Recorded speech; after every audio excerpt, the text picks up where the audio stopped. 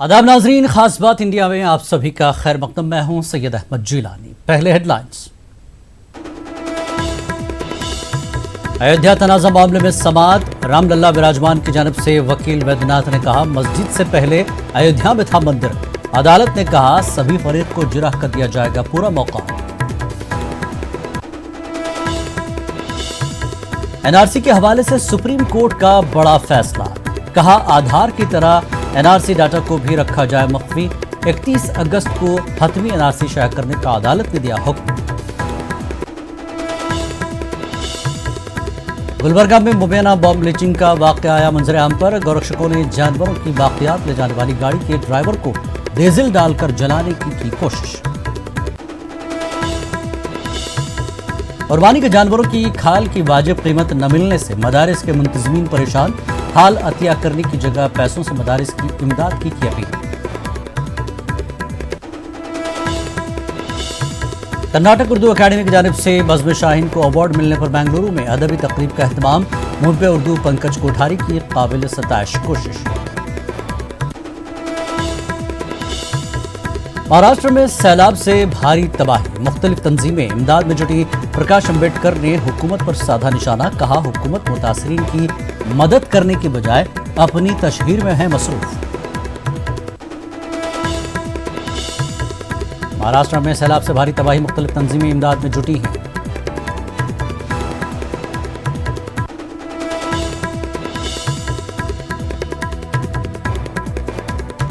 तवील अदालत के बाद कोलकाता के मारूफ शायर अलकमा शिबली का 91 साल में इंतकाल। अदबी हफ्ते में रंजो-गम का माहौल, कल कोलकाता के गुबरक कब्रिस्तान में होगी तदफीन।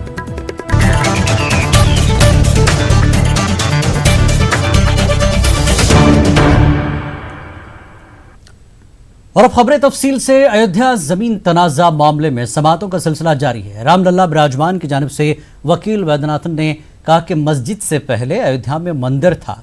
उन्होंने ये भी कहा कि इसके हवाले से हम अदालत में सबूत भी पेश करेंगे।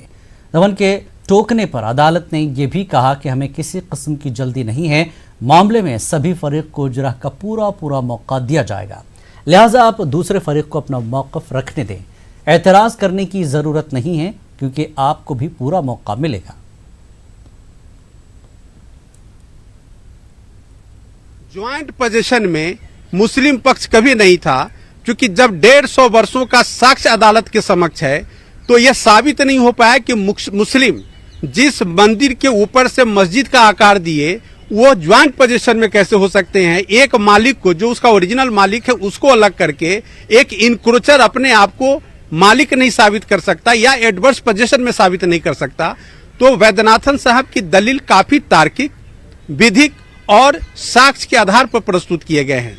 आपने यह भी देखा होगा कि उन्होंने परिक्रमा से संबंधित एक मैप कोर्ट के समक्ष आज लंच के पहले प्रस्तुत किया था और उस मैप को रेफर करते हुए उन्होंने कहा कि माननीय उच्च न्यायालय के 2 जजेज ने एडमिट किया है कि वहां परिक्रमा था।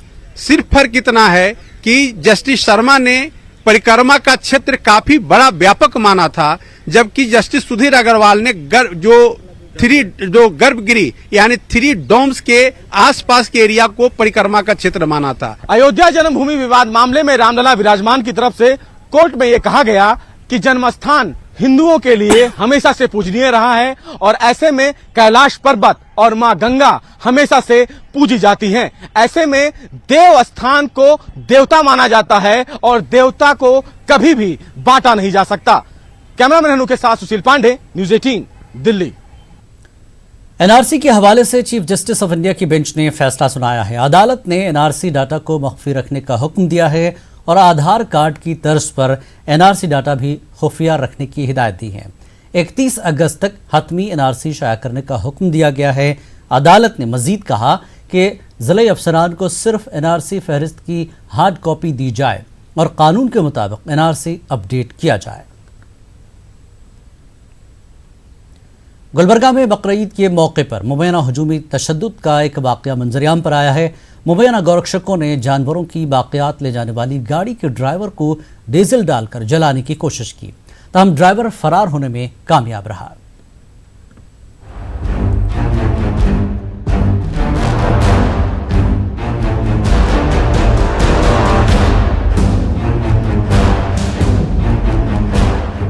ये नज़ारा शहर गुलबर्गा के मज़ाफ़ात सुल्तानपुर क्रॉस का है, जहां एक हुजूम एक नौजवान को घेरे में लेकर उसे मार रहा है।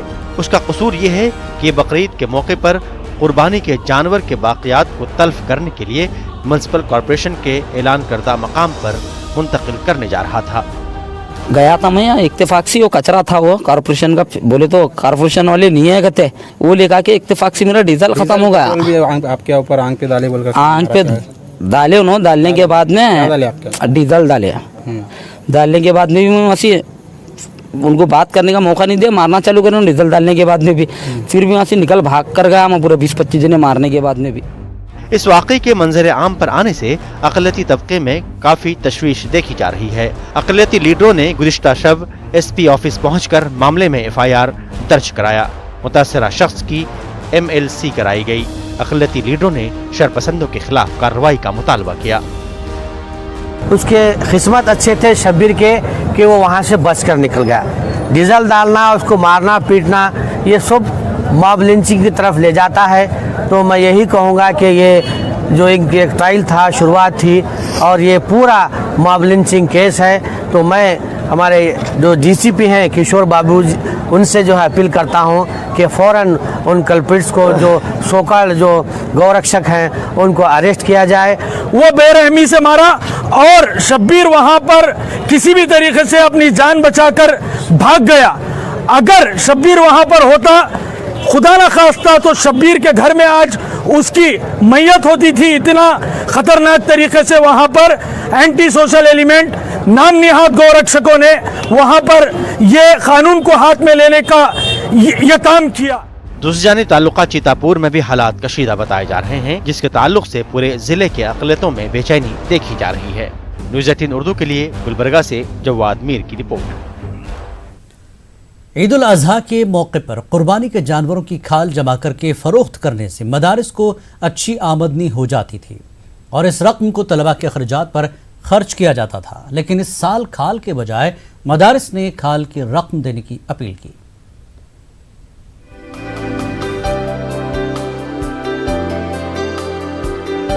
ईद उल अजहा के मौके पर लाखों की तादाद में जानवरों की कुर्बानी दी जाती है। कुर्बानी के इन जानवरों की खालों को आमतौर पर मदारिस को अतिया कर दिया जाता है, जिसे फरोख्त करके मदरसा इंतजामिया हासिल करदा रकम को तुलबा के अखराजात पर खर्च करता है।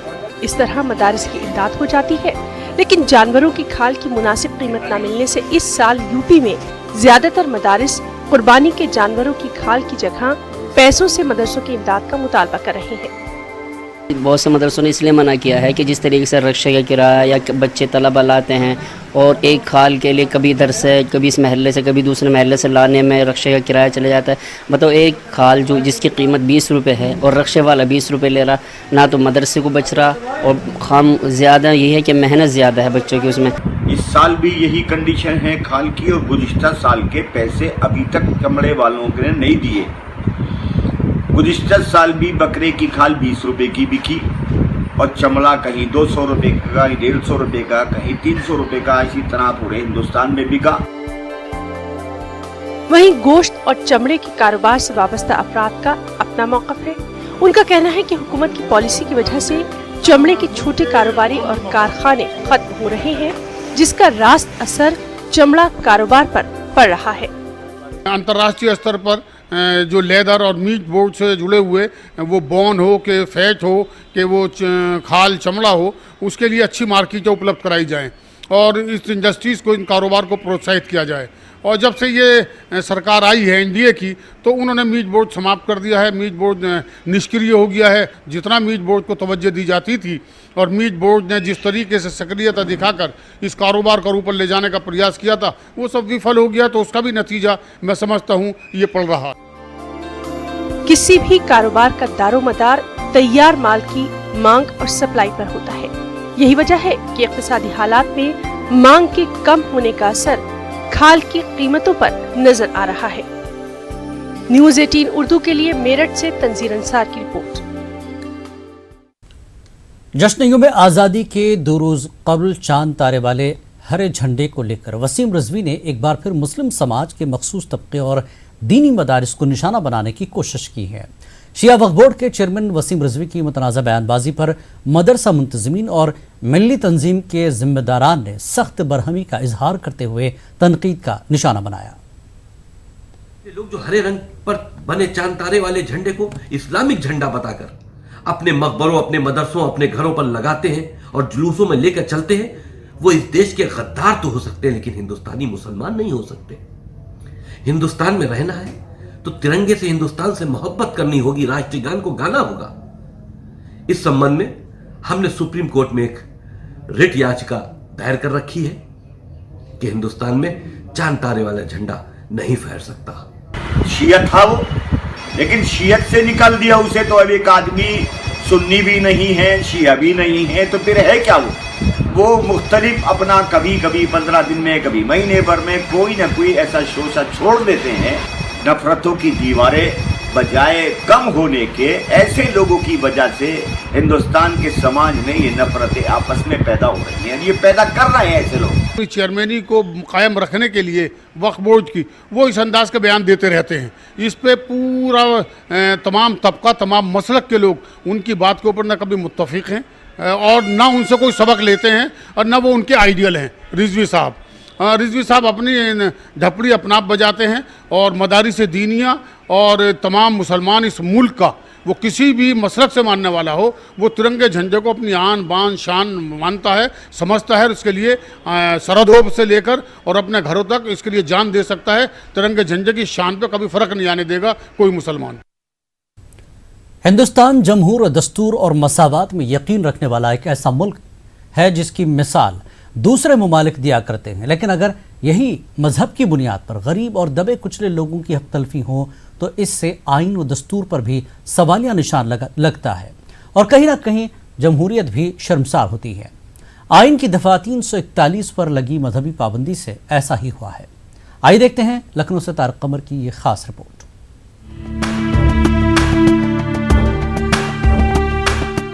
10 अगस्त 1950 को हुकूमत हिंद की जानिब से दफा 341 पर मजहबी शर्त लगा दी गई थी, जिसके तहत दलित मुसलमान, दलित ईसाई और दलित सिख उन हुकूक से महरूम हो गए जो हिंदू धर्म से ताल्लुक रखने वाले दलितों को मिल रहे थे।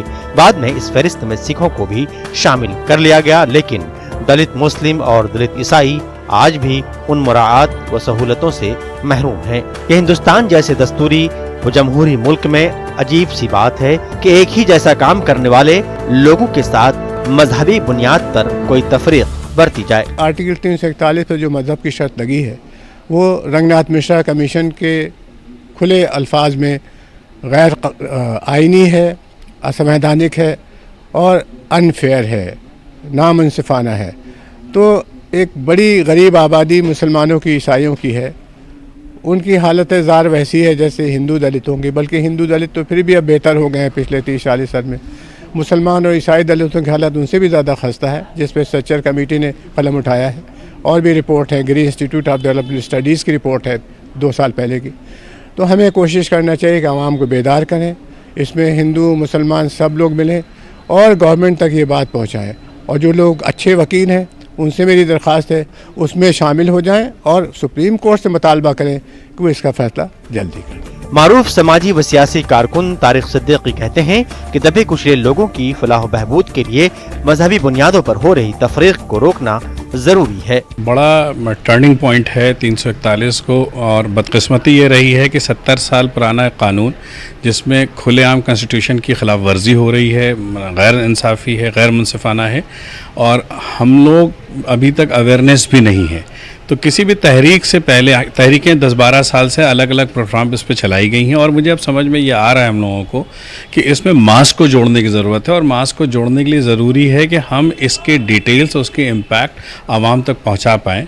अब से लेकर के एक सीरीज़ हम छोटे मोटे ग्रुप में लोगों से मिलें और उनको हम समझा करके एक बड़ा तबका इससे जुड़े, तो फिर इसको एक अवामी तहरीक की शक्ल दी जाए। नादरीन, बात की जा रही है दलित मुसलमानों को, दलित ईसाइयों और दीगर पसमानदा तबकात के लोगों को इंसाफ दिलाने की। अगर वाकई दफ़ा 341 पर लगी मजहबी पाबंदी हटा दी जाए तो राहत नसीब हो सकती है।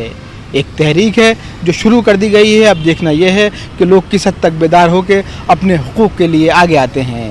कैमरामैन सरजीत के साथ न्यूज़ 18 उर्दू के लिए तारिक कमर, लखनऊ।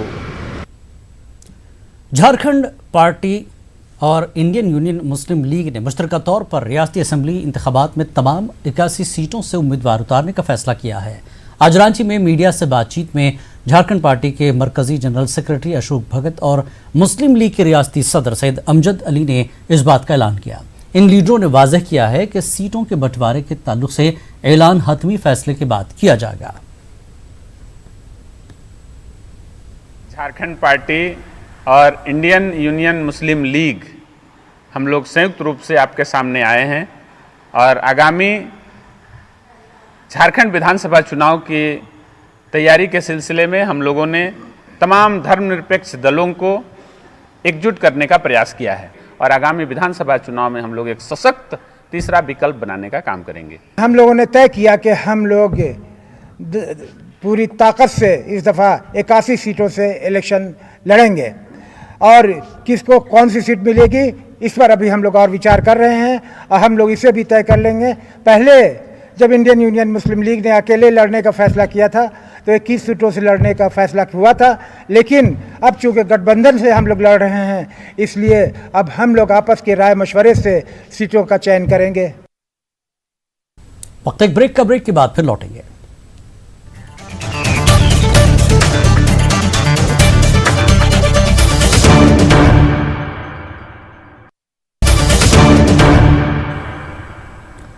खास बात इंडिया में एक बार फिर आपका खैर मकदम है। तवील अदालत के बाद हिंदुस्तान के कद्दावर आलमी शोहरत याफ्ता शायर अलकमा शिबली का इंतकाल हो गया है। अलकमा शिबली का कलकत्ता में मुकीम थे और उन्होंने मुख्तलिफ असनाफ फ़न में तबाज़माई की। बच्चों के लिए लिखी नज़मों के कई मजमूए शाये हुए और कई अदबी रिसालों के मुदीर रहे। इनका इंतकाल 91 साल की उम्र में हुआ है। कल कोलकाता के गोबराह कब्रिस्तान में ज़हर की नमाज के बाद तदफीन होगी।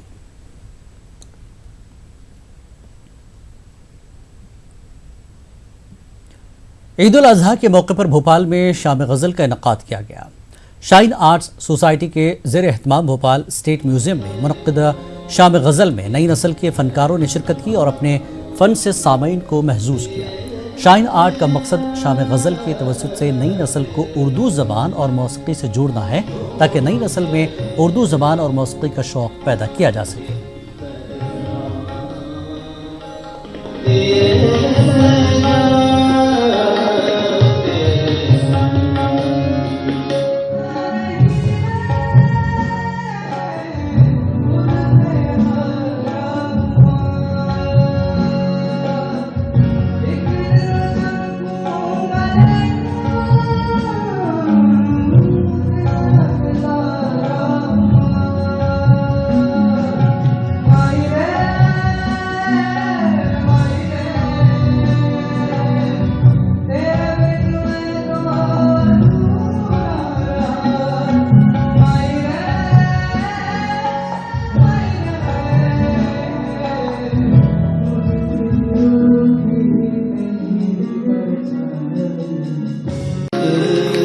हर साल हमारा ये था कि कुछ ना कुछ तरक्की हो, आगे बढ़ें। तो इस बार जो है कुछ प्रोग्राम को हमने अपनी सोसाइटी के ज़रिए से और बढ़ाया है और अच्छे कलाकारों को लेकर आए हैं ताकि गज़ल का और ज़्यादा फैलाव हो सके, उसका विस्तार हो सके और गज़ल को लोग समझें। इसके अंदर उर्दू शायरी भी रहती है, मौसीक़ी को सुनने को भी मिलती है, क्लासिकल गायकी भी होती है। तो मैं ये समझ रहा हूँ कि जो कुछ मैंने सीखा है मुझे इस काम को करने में थोड़ी सी सहूलत हो रही है, लोगों को पहचानने का मौका मुझे मिल रहा है और मैं अच्छे से अच्छे लोगों को आम आवाम के सामने लाने की कोशिश कर रहा हूँ। शाइन आर्ट वेलफेयर सोसाइटी द्वारा जो आयोजित किया गया है, जिस तरीके से बद्र आलम साहब और इनके जो करीबी लोग हैं, इनका जो पूरी सोसाइटी के लोग हैं, ये सब मिलजुल कर इस टाइप के जो कार्यक्रम आयोजित कर रहे हैं और आगे बढ़ रहे हैं, ये बड़ी खुशी की बात है और ये इनको हम प्रोत्साहन देते हैं कि ये और आगे बढ़ेंगे इंशाल्लाह और इससे अच्छे प्रोग्राम गज़लों के आने वाले वक्त में बहुत सही टाइम पर अच्छी जगहों पर आयोजित किए जाएंगे, जिससे उर्दू और गज़ल ख़त्म ना हो सके और वो धीरे धीरे बढ़े। उर्दू दिलों को जोड़ने वाली ज़बान है। क्या हिंदू, क्या मुसलमान, क्या सिख और क्या ईसाई, सभी इस ज़बान के शहदाई हैं। इस हकीकत का एक अक्स शहर गुलिस्तान बेंगलुरु में देखने को मिला। दुनिया को बचाएगी कि खुद वार करेगी, अब अक्ल अदा कौन सा किरदार करेगी, नफरत की ये दीवार यहाँ किसने उठा दी, नफरत की ये दीवार यहाँ किसने उठा दी, बर्बाद मेरे घर को ये दीवार करेगी। और हूँ दुनिया की खुशामद न करूंगा, दुनिया ही खुशामद मेरी 100 बार करेगी। बेंगलुरु के गयारी विहार में सजी ये तकरीब भले ही छोटी और मुख्तसर थी, लेकिन इस तकरीब का मकसद और पैगाम काफी वसी, बुलंद और बाला था। जी हाँ, एक गैर उर्दू दां पंकज कोठारी ने इस महफिल को सजाया था। बेंगलुरु की एक बड़ी अदबी तंजीम बज़्म शाहीन को हाल ही में कर्नाटक उर्दू अकेडमी की जानिब से अवार्ड तफवीज़ करने की खुशी में इस खास तकरीब का अहतमाम किया गया। पंकज कोठारी ने बज़्म शाहीन के सदर हाफिज मोहम्मद इकराम उर्फ बाबा जी को तहनीत पेश की। पंकज कोठारी ने कहा कि वो उर्दू ज़बान की खूबियों से हमेशा मुतासिर रहे हैं। दुआएं किसको नहीं चाहिए, दुआएं के बिगड़ कोई आगे बढ़ सकता है क्या? हाँ, हम कहाँ जाएंगे? मौलाना साहब को छोड़ के हम कहाँ जाएंगे? हमको बहुत आनंद हुआ, जरूर से इंशाल्लाह इंशाल्लाह। गंगा जमनी तहजीब जो आप देखते हैं वो हमारे पास मिलती है। ये देखिए लोग, आपने सुना है कि पंकज जी ने क्या कहा, मुकेश सरकार ने क्या कहा, मनोज जी ने क्या कहा, वो आपने सुना है। तो यही चीज़ हमें हिंदुस्तान में लानी है, इसी चीज़ को आगे बढ़ाना है और यही चीज़ जो है आगे बढ़ेगी और हिंदुस्तान आगे बढ़ेगा। जो नमाज उनके सबब से हमें मिली। इस खास तकरीब में शोराए किराम ने हम्द, नात, गज़लें पेश करते हुए खूबसूरत समा बांधा। मुकेश सरकार समेत बरादरान वतन के शोरा भी इस तकरीब में मौजूद रहे। से आसमां की ऐसी नहीं है बात के कद अपने घट गए, चादर को अपनी देखकर हम खुद सिमट गए। संदल का दरखत जब था तो गम के जितने भी उर्दू ज़बान और अदब की यही वो रिवायत है जो मजहबी रवादारी और कावरना हम आहंगी कौमी यकजहती को हर दौर में परवान चढ़ाती हुई आ रही है। हाथ कट गए। न्यूज़ 18 उर्दू के लिए बेंगलुरु से रऊफ अहमद हल्लूर की रिपोर्ट। लोग समझ रहे हैं कि मेरे दिन पलट गए। धन्यवाद। मुसलमानों की तालीमी पसमानदगी पर गुफ्तगू करने के लिए एवत महल में मुस्लिम तालीमी कॉन्फ्रेंस का इनेकाद किया गया, जिसमें विदर्भ के 5 अजला के माहिरीन तालीम, असातिज़ा और तालीमी इदारों के जिम्मेदारान ने शिरकत की। कॉन्फ्रेंस में मुसलमानों की तालीमी पसमानदगी की वजूहात और इसको बेहतर बनाने के लिए लाहेमल तैयार किया गया। पेशी की रिपोर्ट।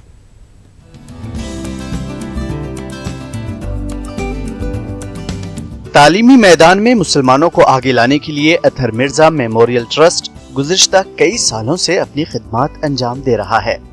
मुसलमानों में तालीमी पसमानदगी की वजूहात और उसको बेहतर बनाने के लिए लाहे अमल तैयार करने की गर्ज से एवत महल में मुस्लिम तालीमी कॉन्फ्रेंस का इनेकाद अमल में आया। इस कॉन्फ्रेंस में मुख्तलिफ शोबों में काम करने वाले स्कॉलर्स ने खिताब किया। वहीं तालीमी मैदान में काम करने वाले 5 अजला के स्कूल इंतजामिया, असातिज़ा और समाजी कारकुनान ने शिरकत की। कॉन्फ्रेंस में तमाम शुरका ने अपने ख्यालात पेश किए, जिसमें अब तक मुसलमानों की जद्दोजहद और काविशों का जायजा लिया गया, जिसमें ये बात सामने निकल कर आई कि आज़ादी के बाद से हुकूमतों ने मुसलमानों की तालीमी पसमानदगी को दूर करने के बुलंद बांग दावे तो किए, लेकिन अमली तौर पर कभी काम नहीं किया। हुकूमतें तब्दील होती रही, लेकिन मुसलमानों की पसमानदगी कभी तब्दील नहीं हुई।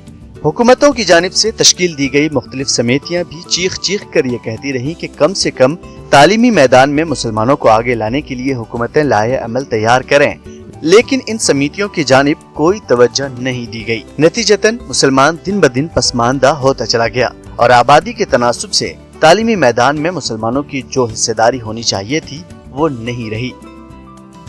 इलाका विदर्भ के 5 अजला, जिनमें अमरावती, अकोला, वाशिम, बुल्दाना और एवत महल के लिए आए हुए तालीमी इदारों के जिम्मेदारों ने तालीमी मसाइल पेश किए।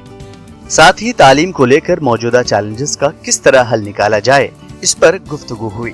वाज़ेह है कि एवत महल में तालीम को लेकर ये पहली कॉन्फ्रेंस है जिसमें मुसलमानों को तालीमी मैदान में आगे लाने के लिए संजीदा तौर पर अज़्म किया गया।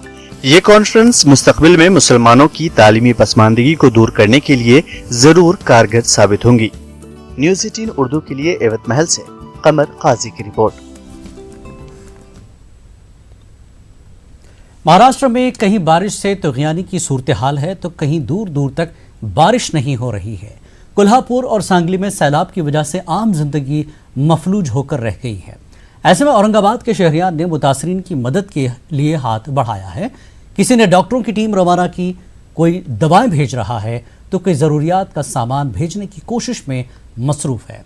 मुसीबत की इस घड़ी में हर कोई अपनी बिसात भर कोशिश में मसरूफ़ है। पेश है ये रिपोर्ट।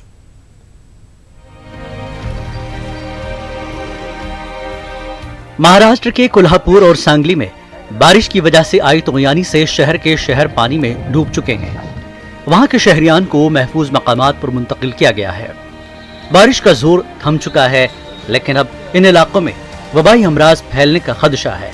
ऐसे में औरंगाबाद के शहरियान ने ईद के मौके पर अपने मुसीबत ज़दा भाइयों के लिए मदद का हाथ बढ़ाया है। Indian institute of medical sciences and research और दीगर फलाही इदारों की जानिब से डॉक्टरों की टीम और तमाम तिब्बी सहूलियात से आरास्ता एम्बुलेंस रवाना की गई है। इस एम्बुलेंस को MP इम्तियाज जलील ने हरी झंडी दिखाई। और इसी के मद्देनज़र आज औरंगाबाद शहर से Indian institute of medical science and research ये संस्था ने अपनी ओर से बहुत सारे मेडिसिन्स और डॉक्टर्स की एक टीम कोल्हापुर और सांगली के लिए रवाना कर रहे हैं ताकि जो बारिश की वजह से अब जो बीमारियां फैलने का डर है उसे कंट्रोल करने के लिए बहुत ज़रूरी था। हमारे Indian institute of medical science and research के माध्यम से कुछ वहाँ पर डॉक्टरों की टीम्स मेडिसिन एम्बुलेंस में भेज रहे हैं। हमारे औरंगाबाद के खासदार इम्तियाज जलील साहब ने उसको हरी झंडी दिखाकर उसको रवानगी की है। कोल्हापुर और सांगली में शहरियान का बुरा हाल है। वहाँ खाने पीने की किल्लत है, दवाओं और गोलियों की किल्लत है। तमाम मकानात और दुकानें पानी में डूब चुके हैं, इसलिए मुतासरीन को ज्यादा से ज्यादा इमदाद की जरूरत है। कोल्हापुर और सांगली में मुसलमानों ने अपने मदरसे और मसाजिद को मुतासरीन के लिए खोल दिया है।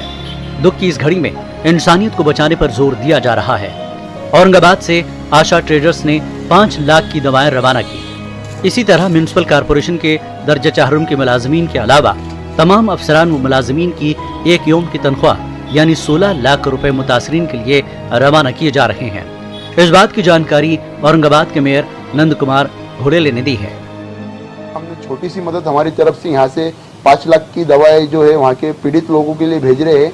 इसके अंदर पैरासीटामोल, एंटीबायोटिक्स, प्रेग्नेंट लेडियों के लिए कैल्शियम, ऐसी सब दवाएं, और ये हमारे पूरे डॉक्टर की टीम साथ में जा रही है और उनको हैंड ओवर करेगी चेकअप करके। क्लास 4 का छोड़ दिए, क्लास 1, क्लास 2, क्लास 3 ये सभी हमारे ऑफिसर्स कर्मचारियों के एक दिन की पेमेंट हम लगभग 11 लाख रुपए ऑफिसर्स एसोसिएशन, कर्मचारी एसोसिएशन और दूसरा जो है हमारे सम्मान्य कारपोरेटर के माध्यम से पूरे 5 लाख रुपए, ऐसे 16 लाख रुपए की हेल्प हम फ्लड अफेक्टेड सांगली और कोल्हापुर के लोगों के लिए हम कर रहे हैं। कोल्हापुर और सांगली के सैलाब ज़दगान के लिए औरंगाबाद शहर की तकरीबन तमाम NGOs फलाही इक़दामात में मसरूफ़ हैं। जमात इस्लामी हिंद और दीगर तंजीमों ने भी अपनी टीमें वहां रवाना की है। मुतासरीन को दवाओं और डॉक्टरों की शदीद कमी महसूस हो रही है। ऐसे में औरंगाबाद के शहरियान इंसानी बुनियादों पर इमदाद में मसरूफ़ हैं। न्यूज़ 18 उर्दू के लिए औरंगाबाद से अजहरुद्दीन की रिपोर्ट। खास बात इंडिया में एक बार फिर आपका खैर मकदम। मराठवाड़ा में नाकाफी बारिश के चलते रियासती हुकूमत ने मसनूई बारिश बरसाने के लिए 30 करोड़ का बजट मुख्तस किया है। इस सिलसिले में औरंगाबाद में पहला तजुर्बा किया गया।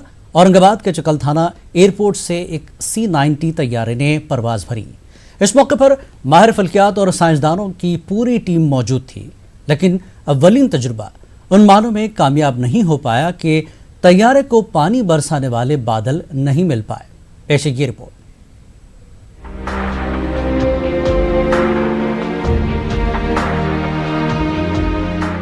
मराठवाड़ा पिछले कई बरसों से सूखे की मार झेल रहा है। नाकाफी बारिश के सबब पूरे मराठवाड़ा में खुश्कसाली की कैफियत रहती है।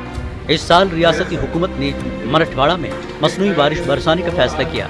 इसके लिए 30 करोड़ का बजट मुख्तस किया और औरंगाबाद के डिविजनल कमिश्नर ऑफिस में डोपलर रडार नस्ब किया। 2 मकामात पर कंट्रोल रूम बनाए गए। मुंबई से पहुंची माहिरीन की टीम ने मराठवाड़ा में मौसम का जायजा लिया। आला अफसरान की मौजूदगी में हुए वर्कशॉप में मसनूई बारिश के सिलसिले में किए गए इक़दामात से मीडिया को वाकिफ करवाया गया और मुकर्रर वक्त पर C-90 तैयारे ने चक्कलथाना एयरपोर्ट से परवाज भरी। माहिरीन के मुताबिक तैयारे ने औरंगाबाद के जुनूबी इलाके में 50 किलोमीटर रकबे पर बादलों पर केमिकल का छिड़काव किया है। मराठवाड़ा रीजन में सेंट्रल प्लेस बना के शोलापुर, औरंगाबाद, नागपुर और नागपुर के नज़दीक के इलाकों में भी रडार डॉपलर रडार बिठाए, जिसकी वजह से हम हवामान या मौसम का अंदाज़ा लगा कि कहाँ बारिश करने की संभावना हो सकती है, क्लाउड सीडिंग हम कहाँ कर सकते हैं, इसका प्रावधान बना के रखा है। औरंगाबाद वेस्ट में 50 किलोमीटर क्लाउड सीडिंग करके वो दिन वापस आ गया है। जो रेनफॉल का डेटा है वो बाद में अवेलेबल होगा क्लाउड सीडिंग के बाद। महाराष्ट्र में कोल्हापुर और सांगली में बारिश की वजह से तूफानी आई हुई है, लेकिन मराठवाड़ा में अभी भी मुनासिब बारिश नहीं हो पाई है, जिसकी वजह से किसान परेशान हैं। माहिरीन का मानना है कि अगर मसनूई बारिश का तजुर्बा कामयाब होता है तो ये सिलसिला 30 सितंबर तक यानी 50 दिनों तक जारी रहेगा। वाज़ेह है कि मसनूई बारिश बरसाने के इस तजुर्बे के लिए मरकज और रियासत से तकरीबन 15 NOC हासिल किए गए हैं, जब कहीं जाकर इस तजुर्बे की इजाज़त मिली है। 37% ही रेनफॉल हुआ है, उसमें से बीड़, उस्मानाबाद और लातूर में डिवीजन के एवरेज से भी बहुत कम बारिश हुआ है। तो वाटर शॉर्टेज अभी तक वो 3-4 डिस्ट्रिक्ट में और चल रहा है बारिश का सीजन होने के बावजूद। लगभग अगले 2-3 महीने तक चलेगा। रिटर्निंग मानसून जो होता है उस टाइम तक भी हम ये प्रयास करेंगे, और ये सब जो भी हम काम करेंगे हर रोज़ का उसका प्रोग्राम बनाया जाएगा सुबह से, जिसका हमें IMD वेदर फोरकास्ट बताएगा कि आज की क्लाउड की सिचुएशन क्या है। रियासती हुकूमत के इस इक़दाम का किसानों ने खैर मकदम किया है। किसान लीडर जयाजी राव सूर्यवंशी का कहना है कि हुकूमत ने मुनासिब वक्त पर कदम उठाया है, जबकि माहिरीन मौसमियात हुकूमत के इक़दाम से मुतमईन नजर नहीं आते। उनका दावा है कि हुकूमत वक्ती तौर पर और आर्जी इक़दामात से अवाम को गुमराह कर रही है, जबकि मराठवाड़ा में नाकाफी बारिश का खतरा मुसलसल बरकरार है। इसलिए मराठवाड़ा में मुस्तकिल सहूलत होनी चाहिए, जिससे मुनासिब वक्त पर बारिश के इम्कान को यकीनी बनाया जा सकता है। डॉपलर रडार या सी बैंड रडार जो है उसकी परमानेंट इंस्टॉलेशन हमें चाहिए। आज तारीख तक उसके बारे में गवर्नमेंट ने ध्यान नहीं दिया है। उसको ध्यान में रखते हुए यदि इंस्टॉल किया जाता था, उसको डाटा लेते थे हम, तो हमें कौन से वक्त पे रेनफॉल करना चाहिए था उसकी बराबर मात्रा मिलती थी, और हम उसको आर्टिफिशियल रेन से बहुत सक्सेस ले सकते थे। अभी वो बादल अभी महाराष्ट्र में है कि जहाँ जो किनारी पट्टा है, जहाँ पहाड़ी इलाका है, जहाँ जो बड़े तालाब है, कि जैसा कि सह्याद्री का जो पट्टा है वहाँ बारिश गिर जाएंगी तो कम से कम पीने का पानी का इंतजाम हो सकता है, और तुरंत इसके लिए अमल होना चाहिए। दीगर जानकारों ने दावा किया कि C-90 तैयारा बादलों की तलाश में कई घंटे परवाज करता रहा, लेकिन पानी बरसाने वाले बादल नहीं मिल पाए। इस लिहाज से मसनूई बारिश का वली तजुर्बा कामयाब नहीं हो पाया। इन मानों में मौसमियात के माहिरीन जो दावा कर रहे हैं, इसमें सदाकत नजर आती है कि मराठवाड़ा में मुस्तकिल डॉपलर रडार नस्ब होना चाहिए। न्यूज़ 18 के लिए औरंगाबाद से अजहरुद्दीन की रिपोर्ट। उत्तराखंड में महकमा मौसमियात ने अगले 4 दिनों में जबरदस्त बारिश का अलर्ट जारी किया है। महकमा मौसमियात ने पेश क़यासी की है कि उत्तराखंड के 7 अजला में मूसलाधार बारिश होगी। डिजास्टर मैनेजमेंट एजेंसियां अलर्ट हो गई हैं।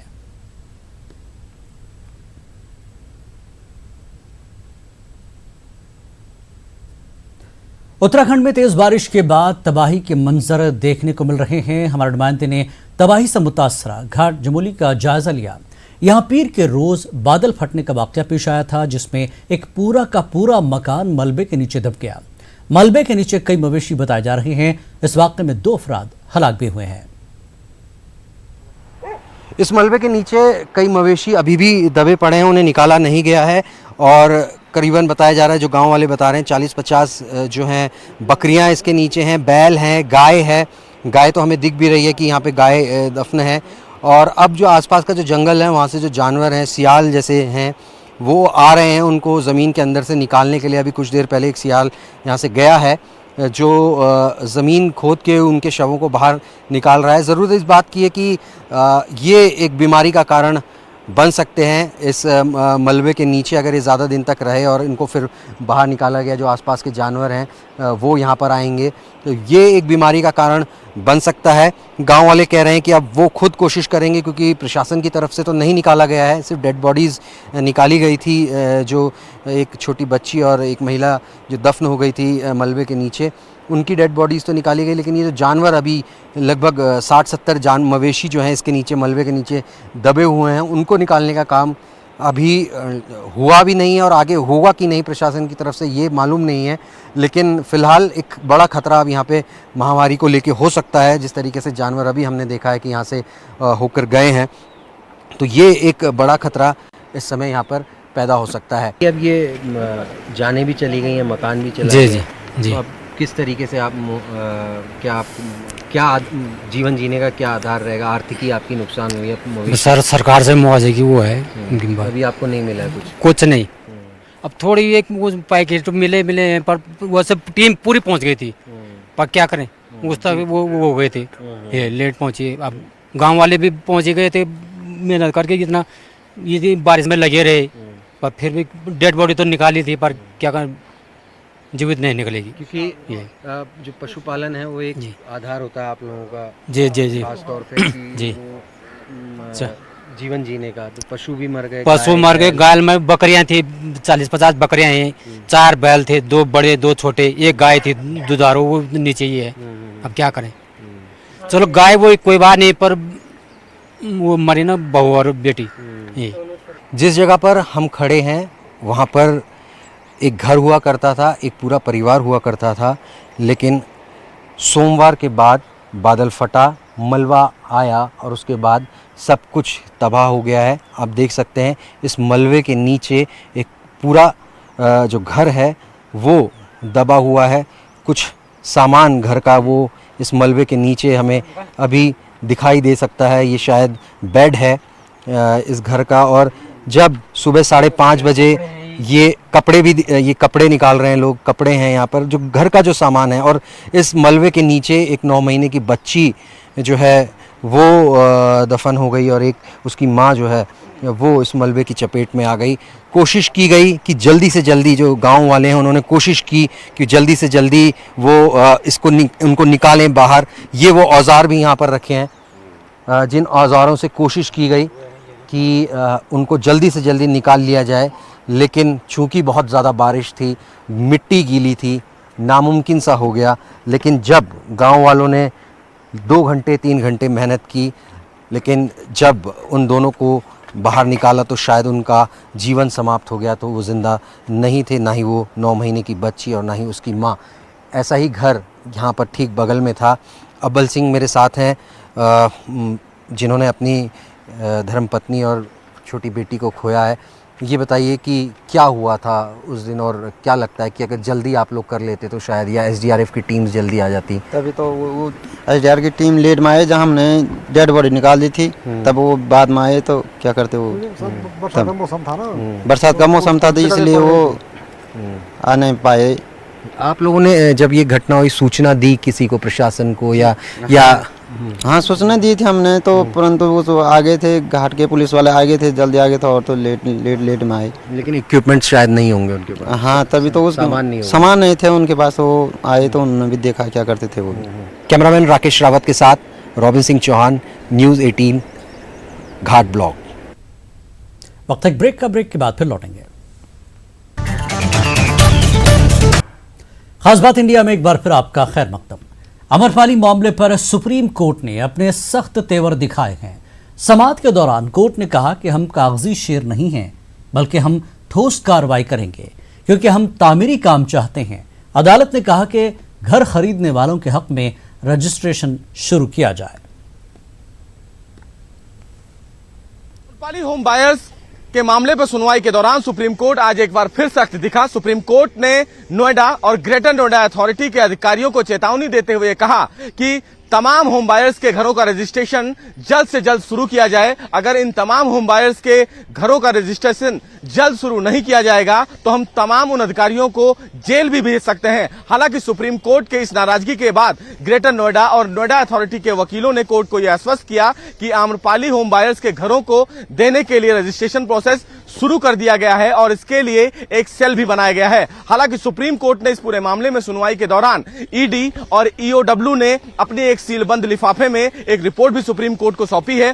पिछली सुनवाई के दौरान सुप्रीम कोर्ट ने आम्रपाली होम बायर्स के बिल्डरों के खिलाफ मनी लॉन्ड्रिंग का मामला दर्ज करने के लिए कहा था। हालांकि सुप्रीम कोर्ट के आदेश के मुताबिक इन तमाम लोगों के खिलाफ मनी लॉन्ड्रिंग का मामला भी दर्ज कर लिया गया है। वहीं सुप्रीम कोर्ट ने नाराजगी जाहिर करते हुए कहा कि ग्रेटर नोएडा और नोएडा अथॉरिटी जल्द से जल्द आम्रपाली होम बायर्स के घरों का रजिस्ट्रेशन शुरू कर दे, क्योंकि सुप्रीम कोर्ट फिलहाल आम्रपाली होम बायर्स के तमाम लोगों को उनका घर तय समय पर देना चाहता है। कैमरामैन हनु के साथ सुशील पांडे, न्यूज़ 18 दिल्ली।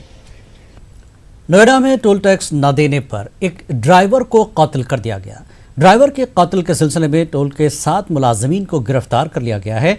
मुलाजिमीन ने ट्रक ड्राइवर को पीट पीट कर कत्ल कर डाला था और लाश को नोएडा में फेंक दिया था।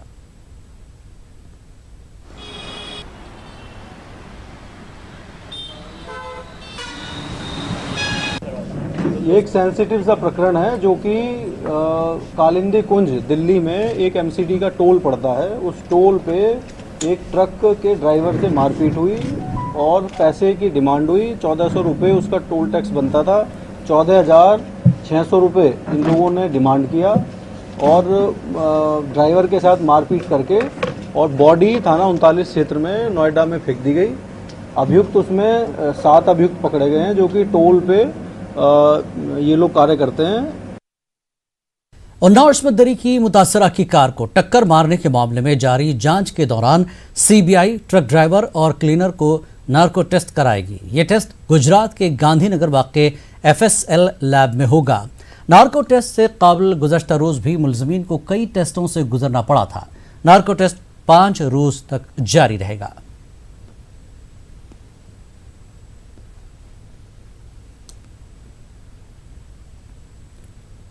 उन्नाव इस्मत रेजी केस में कुलदीप सेंगर पर इल्जामात तय हो गए हैं। दिल्ली की 30 हजारी कोर्ट में कुलदीप सेंगर समेत दीगर मुलजमीन पर इल्जामात वज़ा कर दिए गए हैं। साथ ही कुलदीप सेंगर के भाई को भी मुलजिम बनाया गया है।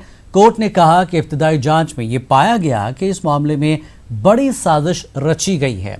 पोस्टमार्टम के दौरान मुतासरा के वालिद के जिस्म पर 14 बड़ी चोटों के निशान पाए गए हैं।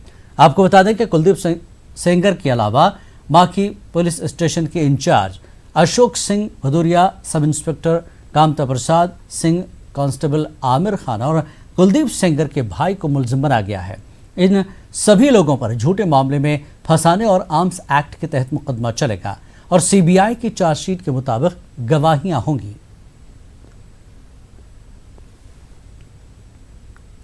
प्रियंका गांधी ने यूपी के सोनभद्र का दौरा किया और मुतासरीन से मुलाकात की और उनके खैर खैरियत दरियाफ्त की। इसके बाद उस जमीन पर गई जिसकी वजह से कत्लेआम हुआ था। प्रियंका गांधी ने बीजेपी को तनकीद का निशाना बनाया और इस मामले के लिए बीजेपी और यूपी हुकूमत को जिम्मेदार ठहराया।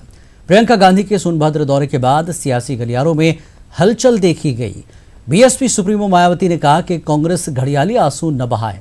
वहीं बीजेपी ने कहा कि कांग्रेस बार बार सोनभद्र का दौरा करके अपने गुनाहों पर पर्दा डाल रही है।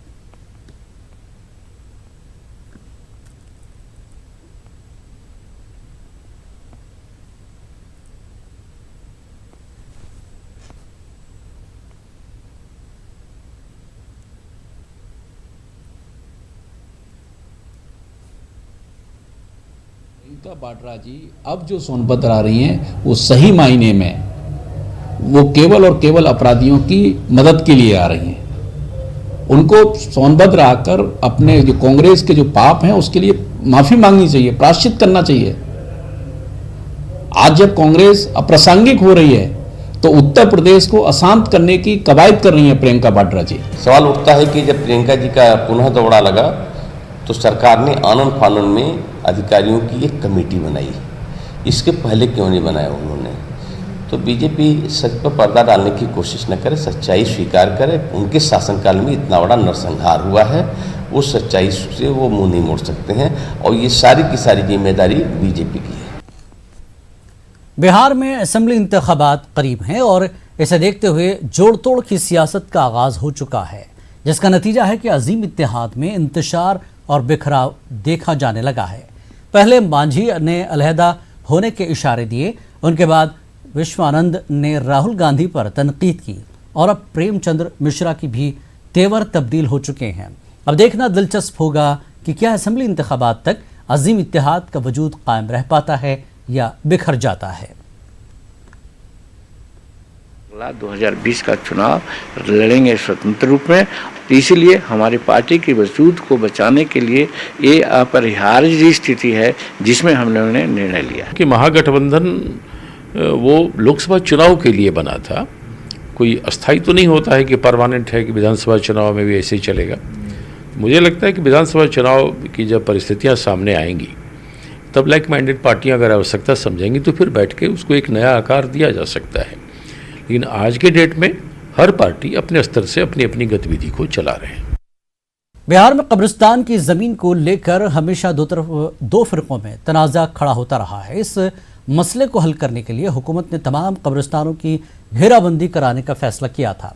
तब हुकूमत की खूब वाहवाही हुई थी, लेकिन हकीकत इसके बरक्स है। घेराबंदी का काम तो ज़रूर हुआ, लेकिन एक महदूद दायरे में। आज भी कब्रिस्तानों पर कब्जे का सिलसिला जारी है।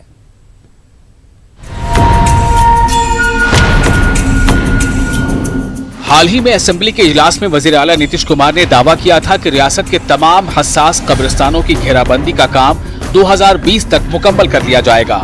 वजीर आला ने यह भी ऐलान किया था कि 2006 से सर्वे कराकर हसास कब्रिस्तानों की घेराबंदी का काम शुरू किया गया था, जिसमें काफी हद तक कामयाबी हासिल हुई है। वजीर आला नीतीश कुमार के मुताबिक कब्रिस्तानों की घेराबंदी का काम शुरू कर दिया गया है। रियासत के 8064 कब्रिस्तानों को हसास कब्रिस्तानों की फहरिस्त में रखा गया था। हुकूमत ने पहले मरहले में हसास कब्रिस्तानों की घेराबंदी शुरू की। हसास कब्रिस्तानों के ताल्लुक से फिरका वाराना फसाद का अंदेशा था। 2006 से कब्रिस्तानों की घेराबंदी शुरू हुई। अब तक 6000 से ज्यादा कब्रिस्तानों की घेराबंदी हो चुकी है। आइंदा साल तक सभी हसास कब्रिस्तानों की घेराबंदी मुकम्मल कर ली जाएगी। अक़लियती तंजीमों और अपोजिशन पार्टियों ने कब्रिस्तानों की घेराबंदी के ताल्लुक से हुकूमत पर सवाल खड़े किए हैं, जबकि जेडीयू का कहना है कि कब्रिस्तानों का मसला हुकूमत तरजीही बुनियाद पर हल करा रही है। वो कब्रिस्तान जो वक्फ बोर्ड में रजिस्टर्ड है, वो कब्रिस्तान जिससे तनाज़ा खड़ा होने वाला, वो भी घेराबंदी नहीं हो रही है। यह कब्रिस्तान है और इस कब्रिस्तान पर मिनिस्टर ने चिट्ठी लिखी, चेयरमैन ने चिट्ठी लिखी, वहाँ से जवाब आया, लेकिन उसके बाद डिस्ट्रिक्ट मजिस्ट्रेट ने मुझसे कहा कि मेरे पास कोई ऐसा फंड नहीं है जिससे मैं घेराबंदी कर दूँ। तो डिस्ट्रिक्ट मजिस्ट्रेट ये कह रहे हैं कि मेरे पास फंड नहीं है जिसकी वजह से मैं घेराबंदी कर दूँ, और सरकार ऐलान करा रही है कि मैं घेराबंदी करा दिया। ख़ास तौर पर माइनॉरिटी और होम डिपार्टमेंट दोनों की ये जिम्मेदारी बनती है कि इन तमाम कब्रिस्तानों की जो कब्ज़े के शिकार हैं या जहां झगड़े हैं, उन झगड़ों को दूर करा के उनकी घेराबंदी की जाए। उससे जो आपसी मतभेद के झगड़े हैं और दो कम्युनिटी के झगड़े वो बन जाते हैं या दो ग्रुप के झगड़े बन जाते हैं, उससे हमारी रियासत छुटकारा पालेगी। सर्वे हो रही है और माननीय नीतीश कुमार जी की नीयत बिल्कुल साफ है। वो तो आज के डेट में भी महफूज भाई आप हमको बता दें कि ये कब्रिस्तान कहीं लंबित पड़ी हुई है, या अतिक्रमण का मामला है, या कब्ज़ा हो रहा है, या जायज़ तरीके से घेराबंदी नहीं है। आज मुझे दे, मैं विश्वास, भरोसा, यकीन के साथ कहता हूं कि वहां बैठे आमिर सुबहानी साहब और माननीय नीतीश कुमार जी, मैंने देखा कि दोनों आदमी ने जिस तरह से कब्रिस्तान की घेराबंदी पे जिस तरह से काम किया है। वक्फ बोर्ड के पास भी सूबे के तमाम कब्रिस्तानों का कोई ठोस सर्वे मौजूद नहीं है। सुन्नी व शिया वक्फ बोर्ड अभी भी सर्वे नामुकम्मल होने की बात कर रहे हैं। ऐसे में सवाल ये है कि बगैर सर्वे ये कहना कि तमाम कब्रिस्तानों की घेराबंदी का काम जल्द मुकम्मल होगा, ये कितना दुरुस्त है। न्यूज़ 18 उर्दू के लिए पटना से महफूज आलम की रिपोर्ट। दिल्ली के जामिया नगर इलाके में फायर सेफ्टी को लेकर खतरनाक सूरत हाल सामने आई है। 8 लाख की आबादी वाले इलाके में फायर सेफ्टी का कोई पुख्ता इंतजाम ही नहीं है। यही नहीं, यहाँ मौजूद इमारतों में भी आतिशज़दगी से निपटने का कोई इंतजाम नहीं है।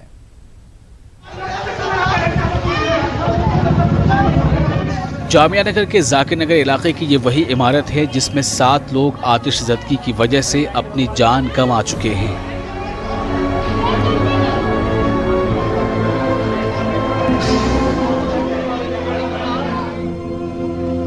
एक दर्जन से ज्यादा लोगों का इलाज किया जा रहा है। जामिया नगर में आधा दर्जन कॉलोनियां हैं और 8 लाख आबादी है, लेकिन फायर सेफ्टी का इंतजाम नहीं है।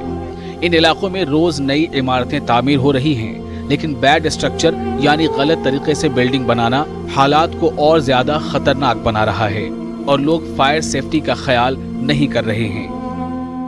पहले जो बिल्डिंग अभी बन रही हैं उनके लिए मैं ये बताना चाहूँगा कि ये बिल्डिंग में जो स्टेयरकेस है ये इंडिपेंडेंट स्टेयरकेस होना चाहिए। दिल्ली में बहुत सारी ऐसी जगह हैं जो बहुत ही तंग गलियों से गुजर के आपको वहाँ पे गाड़ी लेके जानी पड़ती है और रात में ये समस्या और भी ज़्यादा गहरी हो जाती है कि यहाँ पे गाड़ियाँ पार्क होती हैं सड़क के ऊपर, तो वहाँ पे फायर इंजन का निकलना बहुत मुश्किल है। इसके लिए हमने अपने यहाँ पे भी बहुत सारी चेंजेस किए कि हमने स्मॉल फायर यूनिट लिए हैं। जाकिर नगर में लगी आग का हादसा पहला हादसा नहीं है। इससे पहले अबुल फजल एनक्लेव में 4 महीने पहले ऐसा ही हादसा पेश आया था। ये अबुल फजल एनक्लेव 4 नंबर की वही बिल्डिंग है जिसमें 26 मार्च को शॉर्ट सर्किट से आग लग गई थी। कई लोगों को पीछे से निकाल लिया गया था, लेकिन बदकिस्मती से 2 बच्चे बिल्डिंग में फंसे रह गए और दम घुटने से उनकी मौत हो गई थी। पूरे इलाके में अब ये 4-5 हादसे तो यहाँ पर हो चुके हैं लगातार। अभी ये पहले 4 नंबर पर हुआ था, अभी ये वाला बहुत बड़ा हादसा हुआ है हमारे इलाके के अंदर। और इस टाइम अगर देखा जाए तो सेफ्टी का कोई इंतजाम ना तो फायर फाइटिंग का है, ना किसी के यहाँ कोई नाइट्रोजन का सिलेंडर लगा हुआ है और कोई भी बिल्डर इसके ऊपर ध्यान भी नहीं देता, क्योंकि वो तो ये चाहते हैं कि अगर जीने के नीचे का भी स्पेस है तो उस पर भी दीवार लगा करके और उसको भी 5-7 लाख रुपए में बेच दे। नहीं, यहाँ आग लगने के बाद जो फैमिली उसमें रहती है उसके अवसान ख़राब हो जाते हैं और उससे भागने निकलने के लिए उसको रास्ता नहीं मिलता। उसकी वजह 2 हैं। एक तो यहाँ पे जितनी बिल्डिंग्स बन रही हैं वो हाई राइज हैं और उनके जीने पीछे की तरफ हैं जो डार्क में हैं और जीने तंग हैं। जब आग लगती है किसी बिल्डिंग में तो एक तो शॉर्ट सर्किट की वजह से लगती है तो उस बिल्डिंग की सारी लाइट चली जाती है। खास बात इंडिया में फिलहाल इतना ही। आदाब।